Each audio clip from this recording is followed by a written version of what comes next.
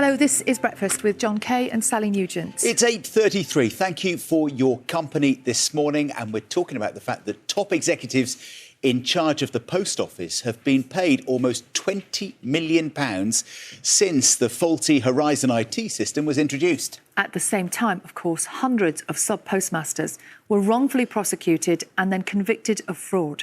Nina has been taking a look at the numbers, and some of the numbers are huge, aren't they? They are, and we've been talking about this story a lot over the past few months, and rightly so. It's been called one of the biggest miscarriages of justice in British history. And it's one of those stories, it doesn't matter how many times you talk about it, it hits you fresh. It's a shock every time.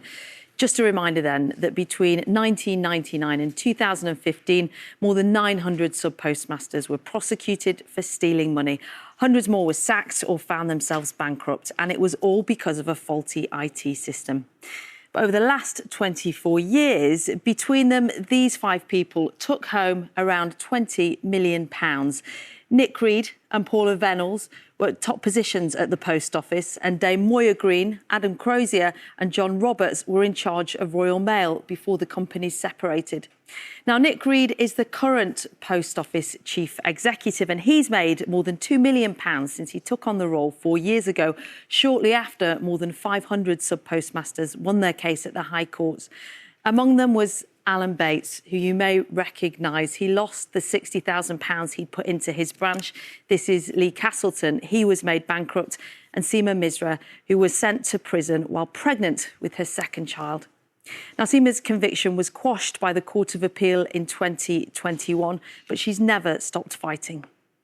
It's horrible. That's our money. I would say they nicked our money. To be honest, it's not made available to them. They nicked our money. That should be our old post office victim money. Like for us, we be screaming for so many years now that we want our funds back. It's not the compensation or something. That money belonged to us anyway. And here, these people just getting by because they got title. They work for the post office. They can take whatever they want to do. It's horrible. It's horrible. So how has that pay been justified? Well, here's Nick Reed explaining his position to the Business and Trade Select Committee last year. I'm very conscious that I am very well paid. I'm very conscious that it's a great privilege to do this job. But I'm also conscious that it's a very complex and difficult role to manage the multitude of different priorities that the Post Office today has.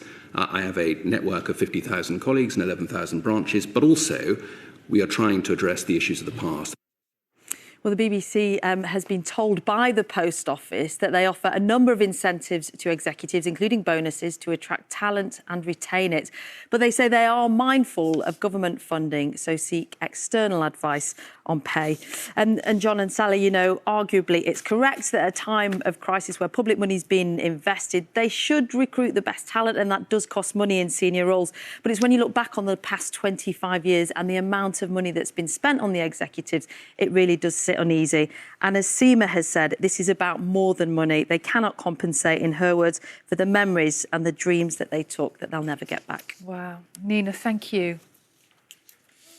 It's 8:37 and it was an agonising night, an agonising result for Wales as they lost out on penalties to Poland in their bid to qualify for this year's Euros. It wasn't the result the fans were hoping for.